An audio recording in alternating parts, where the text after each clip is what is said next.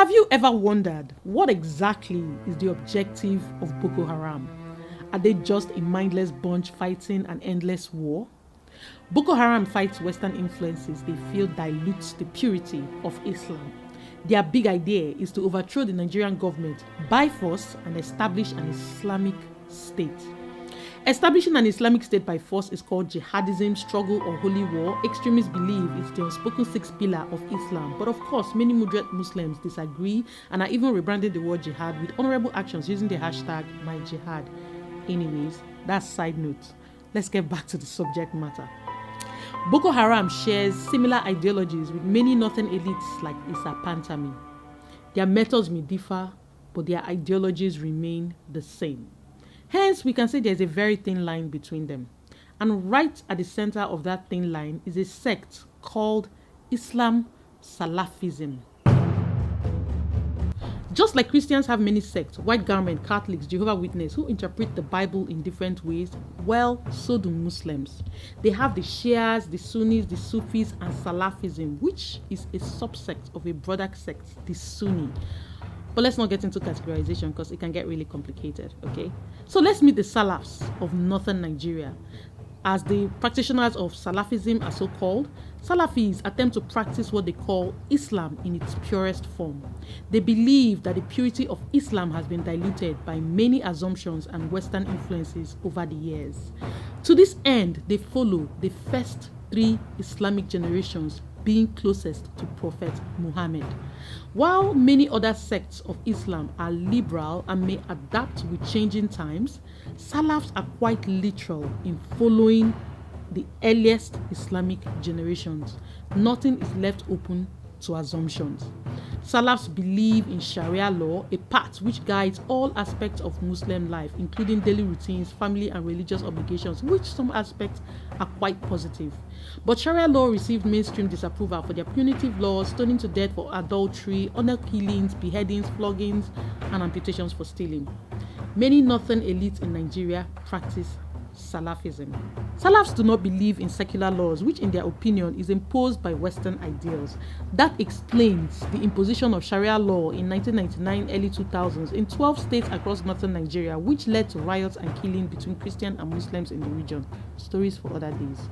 Sharia law is still very active in the north, with Sharia courts and Sharia police, Hizbah, operating functionally. But the practice remains controversial, with persistent outrage from Christian-dominated southern Nigeria. Very recently, a musician, Yahaya Sharif Aminu, was sentenced to death for blasphemy. Southern Nigeria was outraged, and lawyers like Femi Falana moved to upturn the judgment by dragging the Sharia courts to the Human Rights Commission. Now, it gets really interesting. Among the Salafs in Nigeria, there is a spectrum of opinion, from hardliners to liberals. Many strains of Salafism exist, but for the purpose of this conversation, let's categorize them into three broad groups. The first group of Salafs are called Quietists, and they are almost invisible. They do not associate themselves with politics, with social issues, or controversy. They focus quietly on the search for purity. The second group of Salafs are political or activists. They believe that by joining politics and challenging authority, that's the best way to advance an Islamic state governed by Sharia laws. There are many of them in the present administration. The president's assistant on new media, Bashir Ahmed, took a hardline position supporting death penalty for blasphemy. According to him, I can't pretend or keep silent. I support the death penalty for blasphemy. That's my belief, and I do not and will never support Save Kano 9. There are many other political Salafists in power in northern Nigeria. People like serving Senator Sani Yerima, who piloted Sharia laws in Zamfara state. Talking about political Salafs might be a good time to cue in Issa Pantami, a former Muslim cleric now serving the Buhari administration as Minister for Communication. He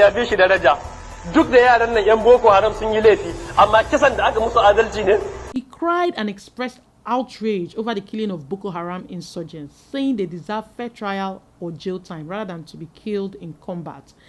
And according to some leaked tapes which are released and translated by Muslim scholars, he pledged his support for terrorist groups like Al-Qaeda and Osama bin Laden. Of course, this leak was followed by days of rage and calls for his resignation, which split Nigeria into North and South, Christians and Muslims.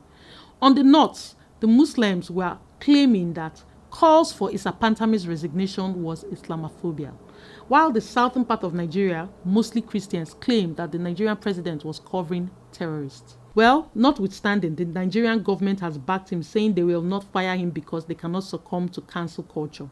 This shows that the president himself shares some Salafist ideologies. In 2001, he was among the northern elites that supported the imposition of Sharia law, and he was quoted as saying at a conference in Kaduna, "I will continue to show openly and inside me total commitment to the Sharia movement that is sweeping all over Nigeria. God willing, we will not stop the agitation for the total implementation of Sharia in the country." Some who practice Salafism in northern Nigeria are hardliners. Many Salafists actually believe they are the only true Muslims, they have found the truth. These hardliners are very aggressive towards Christians, but most especially they hate the Shiites, another sect of Muslims. They even consider them a greater threat to Islam than Christians. This may explain the continued persecution of El-Zakzaky, who is from another sect of Islam. The extreme hardliners are called jihadist Salafists. This jihadi Salafi ideology holds that it is the duty of every true Muslim to use force to re-establish a caliphate as it existed many years ago. In summary, Salafism has a single ideology expressed in different ways. While some are moderate, many are hardliners. Some are spiritual and peaceful, some are extremist and violent, but they have a common ground. Many of them generally agree that Christians and Shiites are infidels. They also agree that they should live within an Islamic state governed by Sharia laws. Islamic state in a very literal sense means a blend between politics and religion, sort of like the way the Queen of England heads the Anglican Church. Sort of. While hardline Salafists like Boko Haram goes the extreme length of a jihad to set up an Islamic state, an approach which many disagree with and openly condemn, the political activist Salafis prepare to get into government to change the laws. So it comes as no surprise when it's announced that we have terrorist sympathizers in Nigerian government. They may disagree with the bombing and the killing, but connect with their driving ideology. It comes as no surprise when Nigerian army seems soft on Boko Haram. It comes as no surprise when Nigerian army don't actively attack Boko Haram formations, but only repel their attacks. It comes as no surprise when northern elites like Sheikh Gumi claim bandits should be shown love and mercy.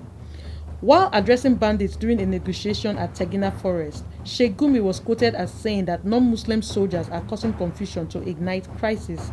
This emphasizes their position of Christians as infidels. That's why Boko Haram are rehabilitated and sent abroad, because they are seen as carrying out honorable ideals, but in the wrong way.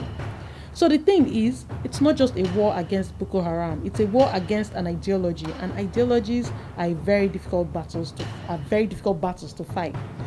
Following Issa Pantami's leaked tape, Nigeria has been agog with all sorts of conspiracy theories. Nigerians have been digging up documents that allege that the crisis in Plateau Jos, Southern Kaduna, Benue is a larger plot of Muslim elite to kill Christians and set up an Islamic state in those areas. Many have begun to speculate on the plane crashes that kill mostly Christian soldiers in Nigeria as a plot to eliminate Southern soldiers in the army. While these claims cannot be proved, Nigeria is at crossroads between the North and South, Christians and Muslims. It seems we are at a time of reckoning, and we can only hope for a peaceful resolution.